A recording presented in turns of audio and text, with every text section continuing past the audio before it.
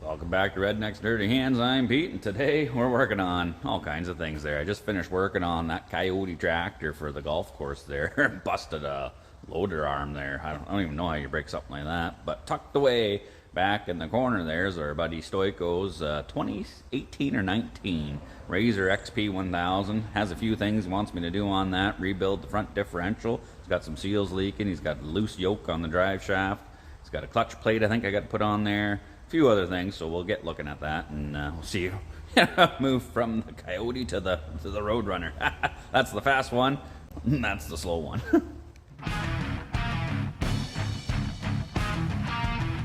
Yeah, buddy over at the golf course there. It's like, you can work on tractors. It's like, man made it, man can fix it. I'll work on pretty much anything except for boats. But yeah, he was like, I got a tractor, snapped a freaking arm on it or whatever. Like, can you change it? We got a new one. I was like, well, yeah, if you got a new one, I can bolt it on. Like, just nuts and bolts, man. But like, that thing's mangled. I don't even know how you break something like that. Like, this thing's huge. It's like 3/4 1-inch plate. This thing's thicker than Shakira's thighs. Like, when he brought this thing in, the whole loader assembly on there was all twisted and mangled and pushed over to the one side. And I mean, like, when you get looking at this thing here, like, totally just snapped it, cracked all the welds, ripped this main pipe in half, and this thing just twisted like that. Like, they paint these orange, you know, and make them look like the Kubota tractors. These are the, I don't know where they come from, Korea or something, the Coyote tractors, offshore, whatever. But I mean, people think that these are good. That's junk, man. Just severed, totally sheared that, ripped the tube right in half, and you get looking at these welds, and I mean, they're thinner than a paycheck. No, we're talking steel that you can measure with 2 fingers, and you get looking deep into the welds on all this stuff, and it's like when the missus says she has a headache. Like, yeah, you're getting 0 penetration there, buddy. So I got a replacement one bolted on, and then, you know, we got the loader units sitting out there idle for now. We'll have to see if it fits on there, but that's gonna be for another day, because right now we got to move on to our buddy Stoico's RZR 1000 here. We got to get that front diff out of there and rebuild it. He's got the updated Sprag, I guess. We'll call this Nicholas. Updated cage there, Sandcraft. The stock ones in here are plastic or something, I guess, so they're known to break or whatever, so he wants to change that. Well, we got it in there. He's got some seals leaking, so we'll have to yank that out. Looks like it might be a bit of a chore getting her out of there, because, you know, you got to take the winch and the winch mount and all that stuff out, because that sucker's got to come out one side or the other, but it's got to come out this hole here, so we'll be stripping the front end apart on that. He's got a full rebuild kit there, some upgraded parts to go in it as well. So, yeah, we're going to have to get into that. And then he's got some fancy, what do we got? Cyclone clutch end plate, I guess. So, you know, looks pretty cool. So we'll have to get into all this jazz here. Probably undo that shock, swing it out of the way, pull that cover off, get at the clutches, and we'll get that swapped out too. And I got it rigged up on the 2-post car hoist there. I mean, you know, you don't need a 2-post car hoist to work on your RZR, but it helps. I mean, getting too old, hurt my knees working on the ground and all that, so it's kind of nice to have the option to be able to, you know, put it on the hoist and lift her up, work at it, you know, eye level. Now that we got her comfy level, one of the other issues he's having with this thing is he's got this upgraded drive shaft in it. I think that's a carbon fiber shaft, I think he was saying, or something. And it's got this other end on it, but this thing, like that, just flops around. He says he's getting a vibration when he's doing like a $120 or whatever, and like, yeah, no doubt. Like, that thing there's sloppier than the front end of a 2nd-gen Dodge. Those of you that own one, you know what I'm saying. After seeing how sloppy the front connection is, came to the back here and check it out, and yeah, like, this thing's all loose. Those bolts, these guys here, they're not even tight. So, like, he's lucky, man. I wouldn't be ripping this thing too fast anywhere. Like, that could have been bad. You know, Stoico's an Olympic medalist, you know, figure skater. You know, he could do double axles and all that stuff. But this thing there with those loose bolts, that comes out of there, he'd have more than a double axle. He'd have a few of them kicking around, flying all over the place. So, yeah, it looks like we're going to have to dig into that whole front drive shaft, too, which it runs right from the front to the back there, underneath, like, I don't know. I'm not a Polaris guy, you know. I don't work too much on these side-by-sides and all that stuff, but, yeah, it's going to be a treat, I think. All this stuff here looks aftermarket too, though. The tie rods and this bracket or whatever. I hope that don't screw me over for getting her out. First things first, let's take the trusty Milwaukee impact and let's bust some nuts.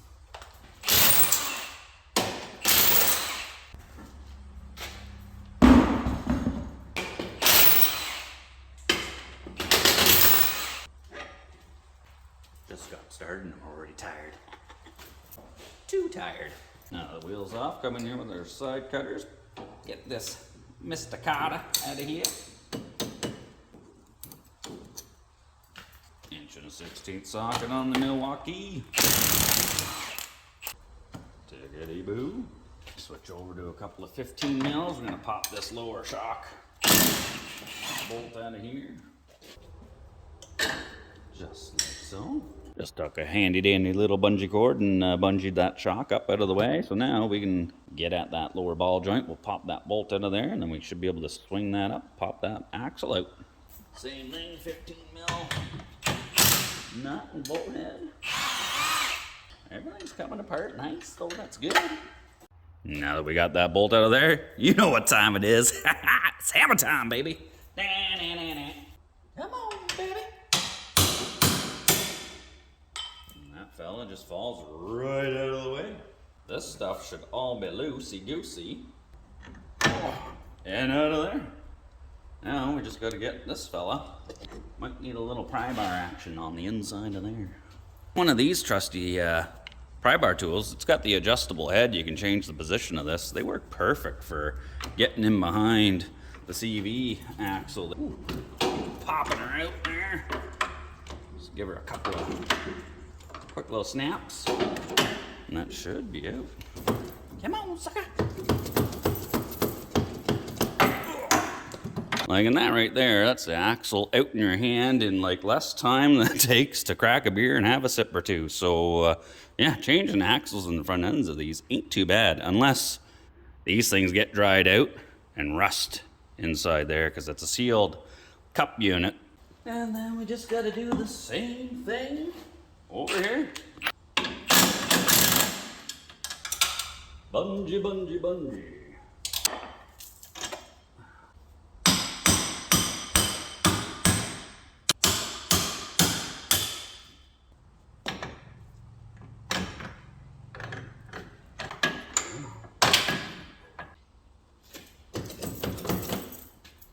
Boom shakalaka. So far, we're like Charlie Sheen, man. We're winning. We gotta deal with this loosey-goosey thing right here. Like, man, that thing is flopping around. So it's got a bolt that goes through to hold it on to this yoke. So we'll have to crack that loose. Looks like it's a, I don't know, 7/16 or a 12 mil maybe.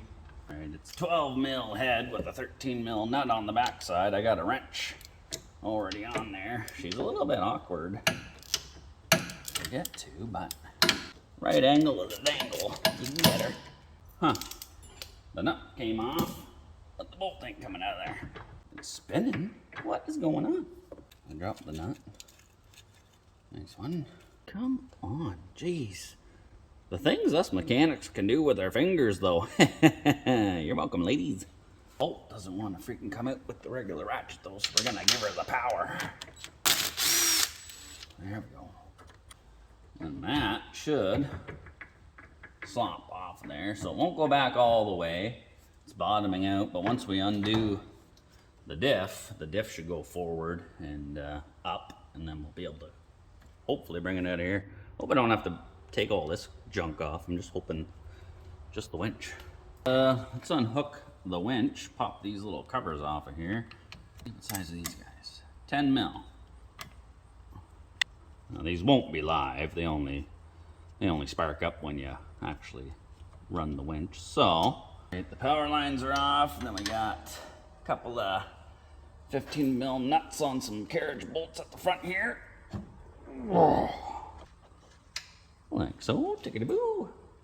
In here we got an Allen bolt, so I'm guessing this is an aftermarket kit or something he's got on here, because there's an Allen bolt going through this way, and then there's another carriage bolt up here with a, I think it's a 3/4 inch nut on there, so crack that sucker loose. Yeah, there's that fella. Yeah.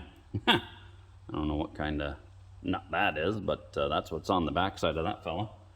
All right, undo the same bolts and stuff on the other side, and then we're making some progress anyway. If we are gonna pull this out, we gotta take the hook off the cable, so we'll put her in the free spool, pull her out a bit here, just undo the cotter pin on his clevis pin here for the hook. Who needs pliers when you got man hands? Nice one.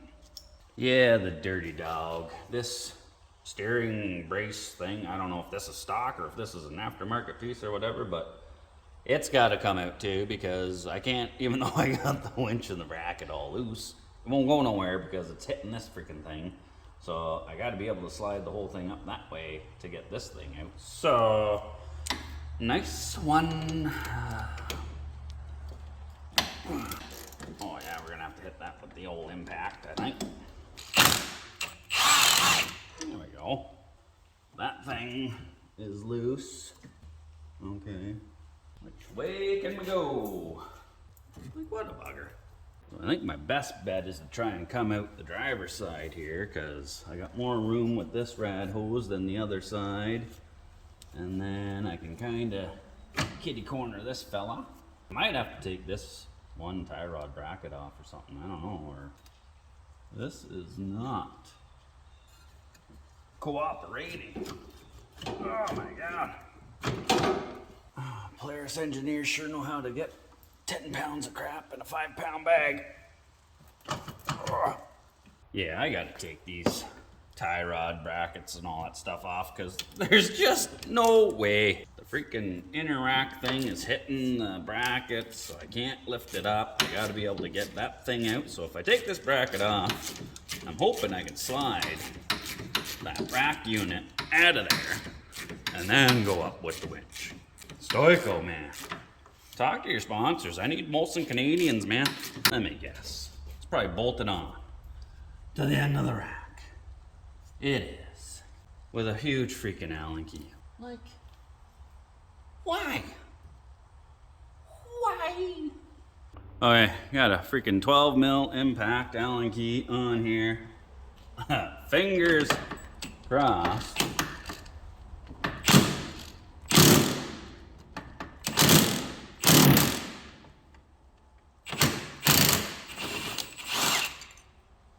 Oh, well. There you go. Oh, that's just dangling off the end there, but that's okay. So we got this unhooked. So theoretically, like, this ram should be able to come straight out this side now. Well, there's your fancy steering shaft. But I need that inner block out too. Like, just ignorant. This right here is freaking ridiculous. Like, there ain't enough room to get the freaking bracket out. You can't get at the bolts to unbolt the freaking winch, because they go up in here and they're pinched too tight to this bracket. I can't move the thing up because it's stacked on top of here. There ain't enough room at the front. I swear, Polaris. Polaris engineers' parents must have been related, because come on. I just need a little bit. That's what she said. Just give me a little more. Like an octopus trying to. I need freaking 6 more hands here. Like, is that gonna pass by there? Probably not. I ain't gonna clear this brake line. One of the main problems with this is the shape of this bracket doesn't match the shape of this. This is, you know, rectangle, square, and then they cut this on an angle to make it look fancy or whatever, but it don't clear. You need to be able to slide this in and out of there like this. Oh my god. No wonder why mechanics drink. Definitely not drinking with Polaris engineers though, bunch of buggers. We're getting there though, we're getting there. Like that, right there. You son of a. That's gonna be a chore to put back in. That's for shizzle. So now that that's out of there, we've just gained whatever the thickness of that bracket is, 1/4 inch or better, 3/8 maybe. Now we got more wiggle room up in here. Oh, look at that. You can actually finagle this thing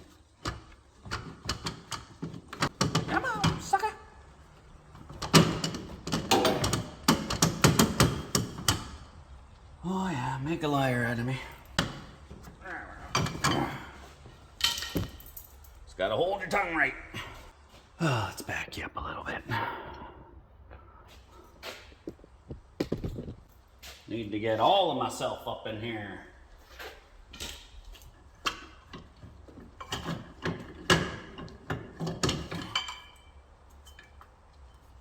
Like, yeah. Is it beer time yet or what?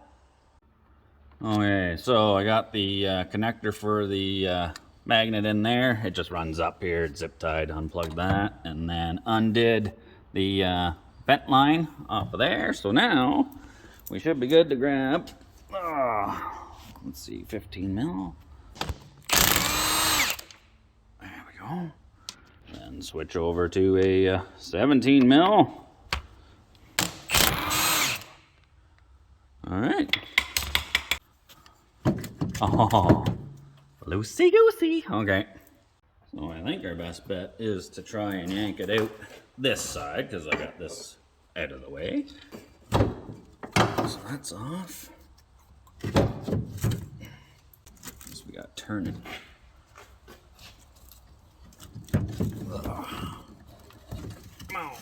There we go. I guess you could say that job was a little difficult. I don't know about you guys, but that was a bit of a bugger, so I worked up a bit of a thirst. It's break time.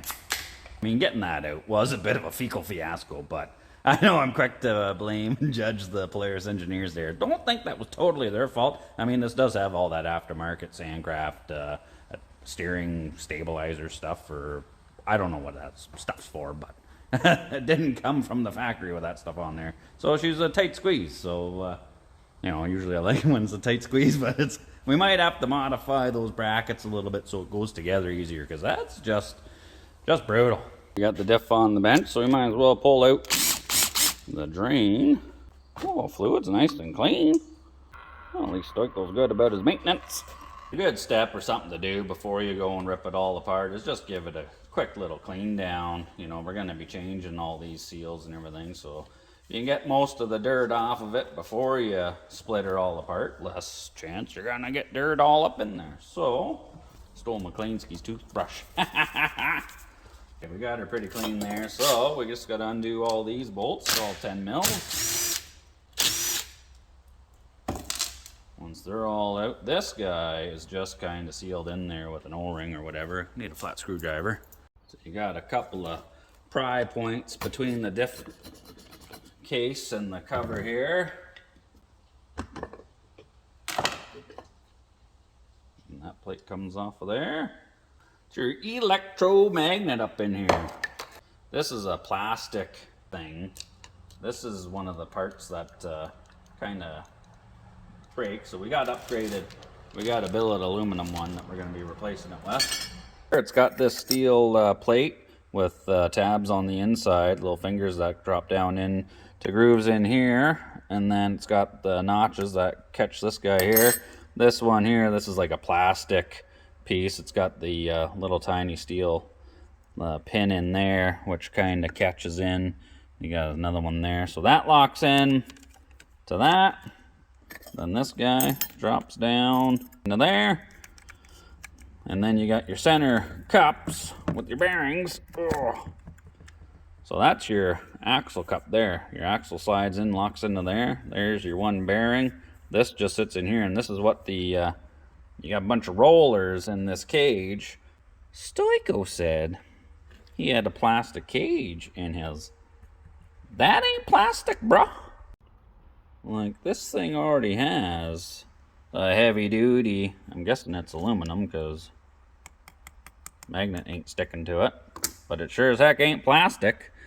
The only bugger with these things is when you go to pull them out, all these guys are just gonna, like a jack in the box or a pinata, everything are gonna go everywhere. So I better get on the phone to Mr. Stoico and see what he wants to do, because, I mean, what's the point of upgrading it if it's already been upgraded? I'm just gonna grab this whole ring gear. Oh yeah, that center. We'll leave that fella in there. You got a thrust washer going up against the aluminum case there. Got your pinion. Oh, so There's your other cup and bearing half. It's got a plastic washer on the back side of it. Huh. Interesting. I'm sure he's probably going to want me to rebuild it anyway because he's got all the parts and all that stuff, but I'll call him, wait for him to call me back there. In the meantime, got to get that axle out, and I already, because this one was already loose, I had to undo it. I could spin all the little bolts, these tiny little 12-point bolts holding in. I'm like, who's got a 12-point socket that small? And then I remembered in one of my junk drawers, I don't use it too often, but I got an old Worth kit I picked up off the Worth rep back in my old shop there. And look at these little spline drive fancy guys. And then, nope, not that one. Oh, there's the ticket right there. That fella there fits like a glove, and it came in super handy. Put it on the electric ratchet, I can get in here, buzz them all off. So now I got both ends stripped off. I got the CV unit off of there, sitting up there. This one here I think is worn out. There was a bunch of slop coming out of that. And then we can take this shaft and slide it right out the back. It comes right out here. Oh, look at that. RCV Performance Products. Nice one. So that right there is a fancy carbon fiber. I mean, it's got the steel ends or whatever, but this whole drive shaft part's carbon fiber.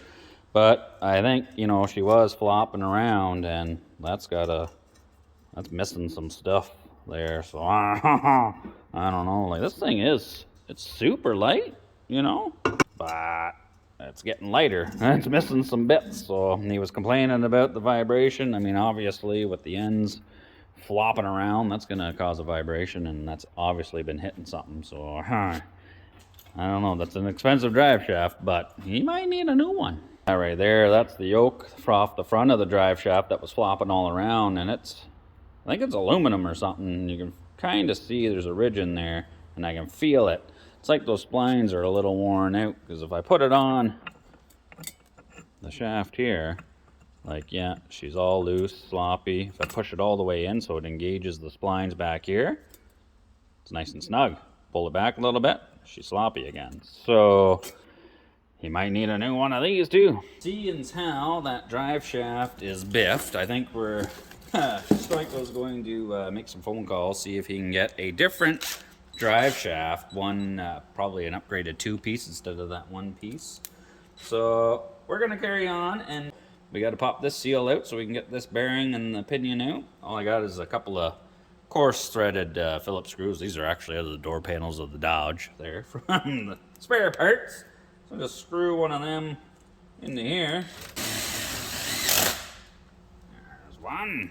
Here, you get yourself a pair of these angled needle nose there. They're good for getting up under the head of the screw and then pulling up on that seal. She's already moving.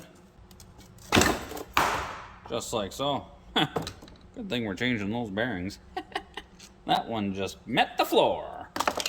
And then we can get in here. There's a big old snap ring holding that in, so we pop that out, and then this should come right out of there. One there, she's a duker of a clip. She's pretty big, so grab both of them. Squeeze. Come on. Oh, you bugger. There we go. Oh, good catch. That bearing and the... Hey, come on, you. Now this bearing should come off of there. Like, once you get these clips out and everything, this is just supposed to pull out, like slide out of there like nothing. I mean, this thing's sliding like a hot dog on a piece of sandpaper. It ain't moving. Oh, come on.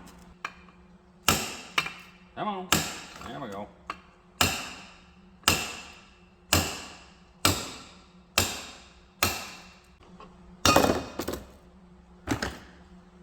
Yeah, bugger.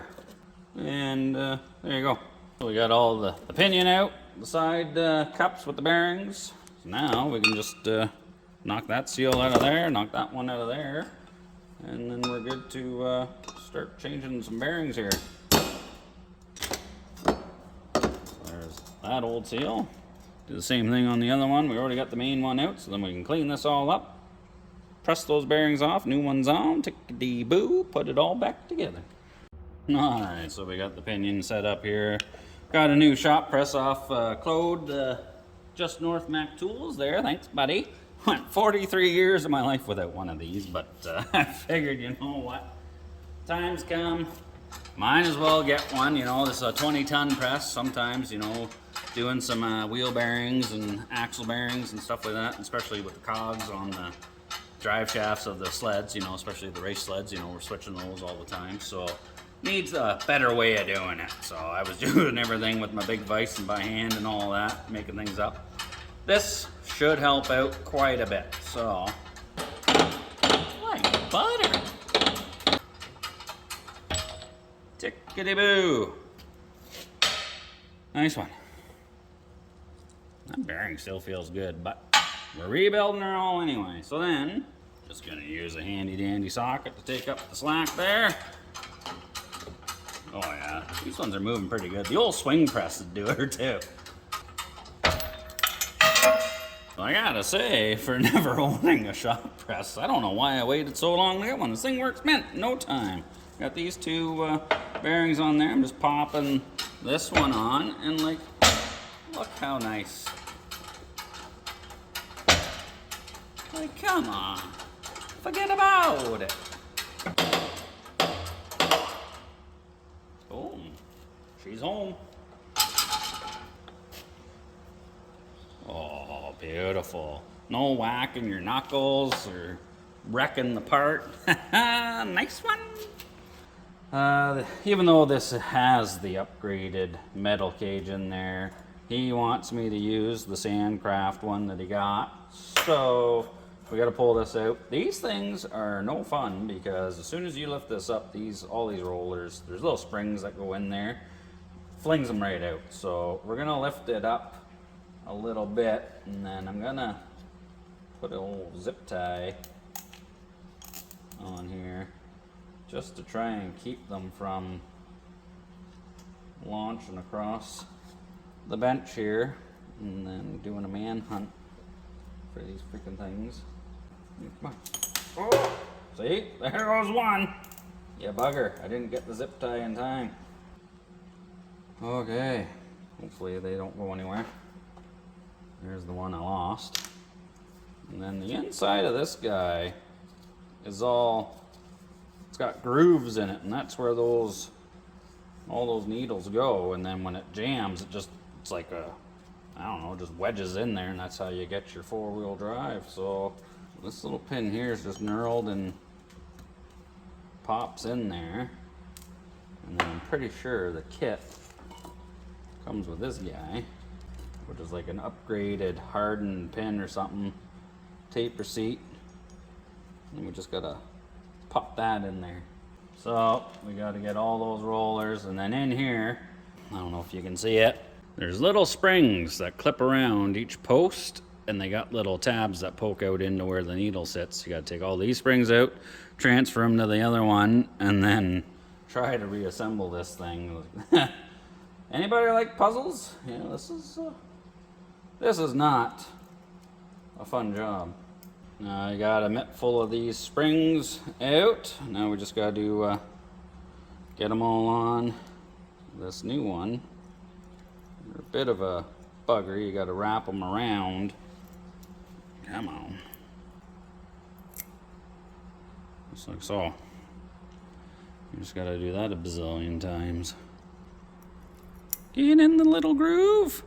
Oh, yeah, we got a lot more to go. Now that I got all those spring clips in here, I'm just going around and loading up all these rollers, which is pretty freaking tedious. Gotta make sure you hold it all the way around because they want to spring right back out as soon as you put them in there. Boom. And slide her so she's in the middle. There. So there's one side loaded. Now just gotta load the other side. After a little bit of patience and maybe a curse word or two, I got both rows loaded so we can drop it down into here. So all you gotta do is line up the rollers with the little grooves, the concaves in this guy, and then also the cage has The notch is out on this end, doesn't have it on this end, so you want to put this end down that way, and then slide that guy up. There's one row in. And just like so, we have a Sprague seated. Nice one. So then I should be able to take that one, slide that in. Should fit good. Spins in there, no problemo. Then we gotta take our pinion bearing. That's supposed to slide right in there. And guess what it's not gonna do for us? It's not gonna slide right in. Like, why you gotta be a bugger? Like, why? I mean, it's going. Had to give it a few taps around with the martello there, and then it's down all the way. Looks like I can pop the spring clip in. Yeah, but yeah, if you watch any videos and guys are like, oh, you just take this out and it pulls right out. No, sir. Looks like we're golden. Then we'll drop the bottom cup in. Then we'll drop this fella in. Almost forgot the buffer. That's got to go up in there.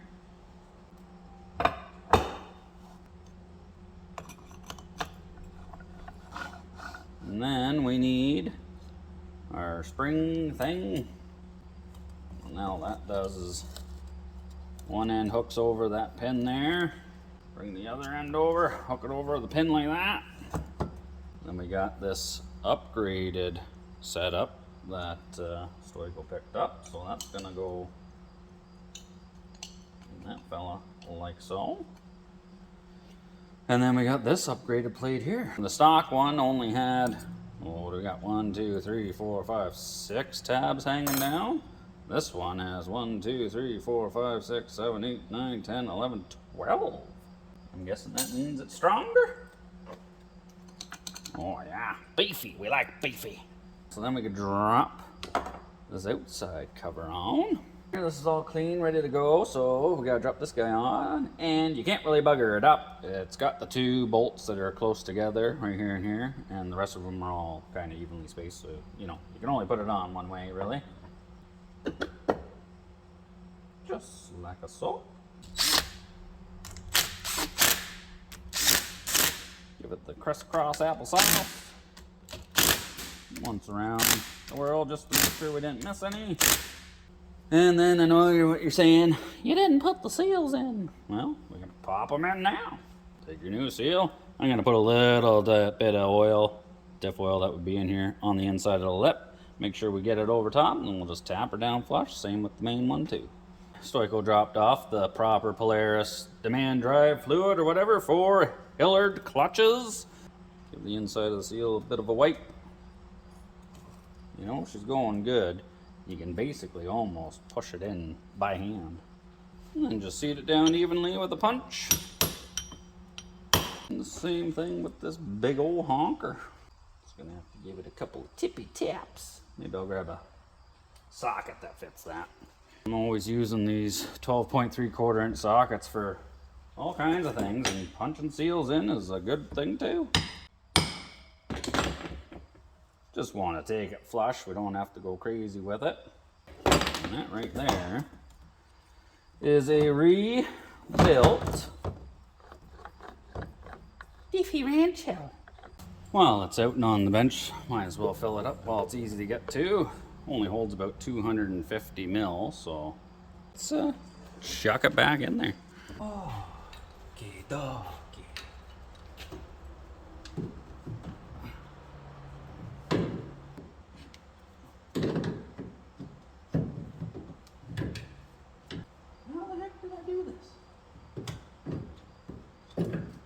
Something like that.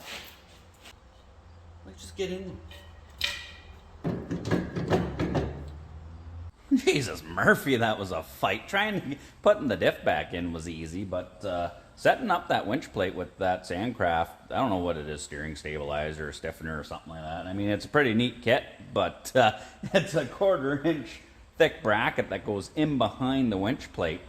And that's the only space you get, and it uses all of it, man, because I'm wiggling back and forth from side to side to get that back in there. There was some choice words said and some knuckle scrape, but I've got it back in there. The diff's bolted in. I got this axle in. The steering winch is all bolted back in, so I got to go around and put the other side back together. But first, I totally forgot. Stoico wants me to grease the wheel bearings on this, which, you know, I didn't even know that was a thing. But apparently, yeah, you can get a tool to grease the wheel bearings, so let's do that. Well, we got the spindle just dangling there. You know, there's no axle in it. These hubs, once you undo the caliper bracket, pull that off, this hub will just slide right out of there. And then you get this fancy dancy tool here. It's got a knurled end with a grease fitting on there. It's got an O-ring on that side. And apparently we can just slide that right in there. It's got a grease hole that comes out through the middle. Grease hole. Because these are a split bearing, it's got a channel inside, so the grease will come out of this and fill both bearings, and then pop this sucker back out, put it back together, slap the axle back in, and tickety-boo, lubed bearings. So I already did the one on the other side. We'll do this one, and then apparently I guess I gotta have to do the rear ones. Yeah.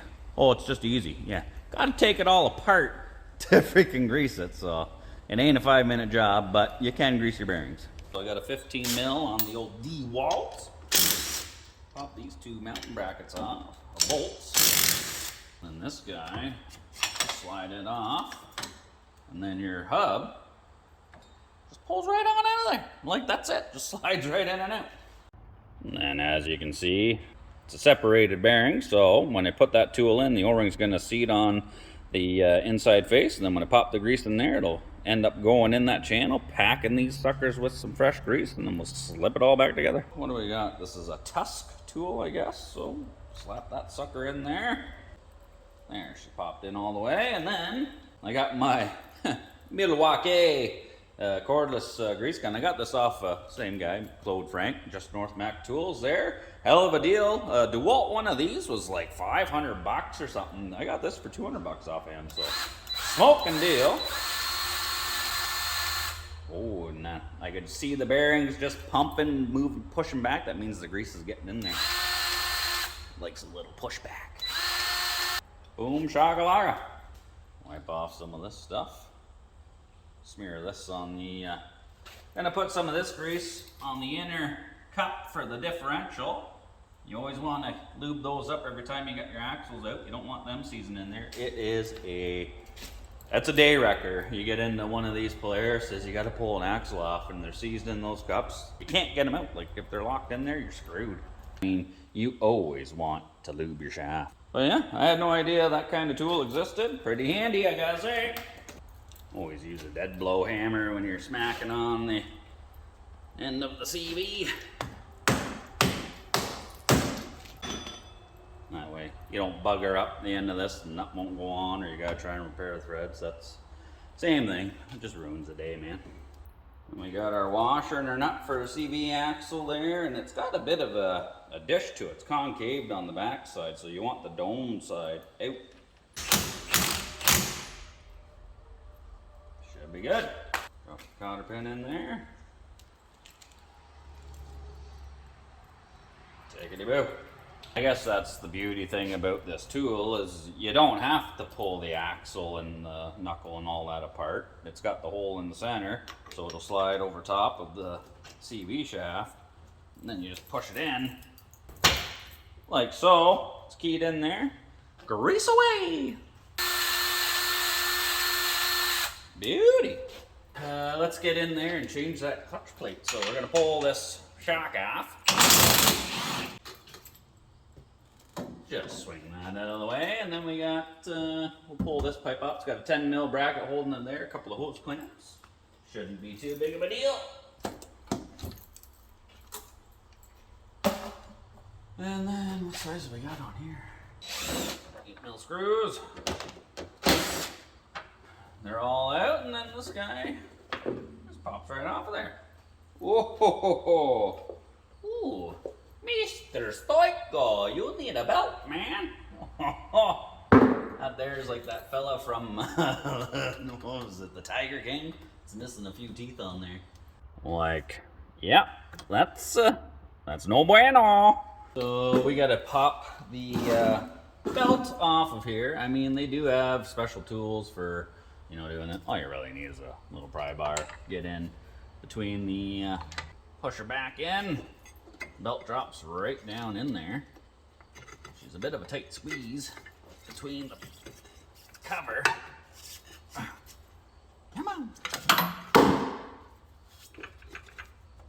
You definitely don't want to have your fingers in there when you're rolling this around, because when the belt lets go, she snaps right back and you'd be losing a fingertip. Oh, just like that. Imagine if your finger was in there. Yoo-hoo! Oh, she's missing a few teeth. Yeah, Stoico, you're hard on it. Beating it like Tanya hard. And the main reason we're getting in here is that cover plate right there. You know, she's, you know, stock clutch setup and all that, but he wants to take that one off and put this fancy looking one up on there. Oh, yeah. Put something like that in there, you don't even get to look at it. So we got to pop the main bolt out of there. It's a 21 mil or 13/16. Just like so. Oh, that's a long one. Mr. Stoico was kind enough to bring us a clutch puller at the same time, so we'll just put a little bit of grease on the thread so we don't get any gall in or bugger it up or none of that. Strip one of these, you're in a world of hurt. So 3/4 inch socket on there. We just got to give it a bit of a burp. Pops her off. Tickety-boo! Got the clutch chucked up. I just got a piece of threaded rod, or all thread, whatever you want to call it, 5/8 with a nut on there. Got this from my buddy Scooter. He donated, likes to help out. He's a good fella that way. So I just got the bar clamped in here and then ran the nut down with a bigger washer. 10 mil socket. Crack these guys loose, kitty corner. Take all these fellas out. And then just start popping this guy out. That way, I mean, I've done it before a bunch of times. Just take it off evenly and, you know, you can hold it by hand and whatnot. But this way, you don't catch the plate in the face or anything, right? We'll just pop the other end plate on there and carry on. We got the shiny new Cyclone. I just want to make sure the bushing's the right size and everything. Yeah, feels good. Spring there. Nice fella. Line it up. We'll just get some of these guys started to hold her in alignment. So we'll just squeeze her down a little bit. Make sure everything goes down all the way. Looking good. Just give them a quick little snug. We'll find out what the torque spec is on that. We'll just give them a look. And then throw it back on.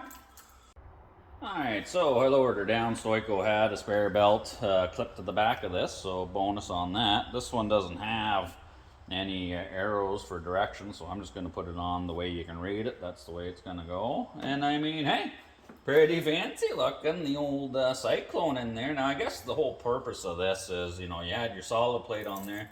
This one's wide open. It's got these fins, and they are kind of angled like they're fan blades or something. So this is supposed to probably keep it a lot cooler, get the air flowing in here, keep the belt cool, so you know, the big chunks missing don't happen. So let's pop this sucker on here. So basically, once you pry it open a little bit, just push the belt down, it'll hold it out. And you can come in, pry it and work it some more. Just like so. And you just gotta rotate it around a bit. It'll close up on its own.